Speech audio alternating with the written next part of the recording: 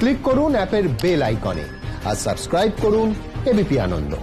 সব সময় থাকুন খবরে। বিজেপি ভাড়াটে সৈন্য নিয়ে কাজ চালায় না, প্রশান্ত কিশোরকে নিয়ে তৃণমূলকে খোঁচা দিলীপ ঘোষের। তিনি বলেন, তথ্য প্রযুক্তির উপরে বিশেষভাবে জোর দেয় বিজেপি, সে কারণে রাজ্যে এসেছেন অমিত মালব্য।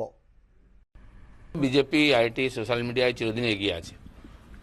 পরিস্থিতি যেদিকে যাচ্ছে, আধুনিক টেকনোলজি আসছে, মানুষ তার সঙ্গে যুক্ত হচ্ছে, তো তার মাধ্যমে সাধারণ মানুষের সঙ্গে পৌঁছবার জন্য যে যা করার দরকার চিন্তাভাবনা করে হচ্ছে। তো যেহেতু উনি আইটি প্রমুখ আমাদের সর্বভারতীয়, তিনি আসছেন। এছাড়া সাংগঠনিক বৈঠক আছে, নির্বাচনের প্রস্তুতির জন্য ধীরে ধীরে আমরা এগোচ্ছি, তারই পর্যালোচনা হবে। পিকে কি বাংলা জেনে গেছেন সব নাকি?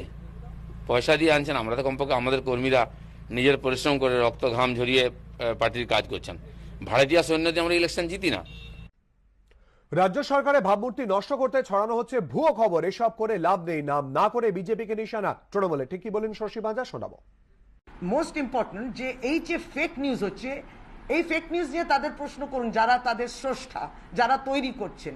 এই ফেক নিউজ নিয়ে তাদের প্রশ্ন করুন, কেন এই সমস্ত ডক্টরড ভিডিওসগুলো তারা পাঠাচ্ছেন, ভুল ভ্রান্তি তৈরি করছেন তারা, এটা নিয়ে তাদের প্রশ্ন করুন। বাস্তব চিত্র কি পশ্চিমবাংলায় তথ্য প্রমাণ করে দিচ্ছে। এই উন্নয়নটাকে যারা আড়াল দেওয়ার চেষ্টা করছেন, তাদের ওই ফেক নিউজ, ভিত্তিহীন নিউজ, যার মধ্যে শুধু বিভ্রান্তি তৈরি হয়, যার মধ্যে মানুষকে তারা কিন্তু ভুল বোঝানোর চেষ্টা করছে, সেখানে ওইগুলোর কোনো জায়গা নেই, উন্নয়নের জায়গা রয়েছে।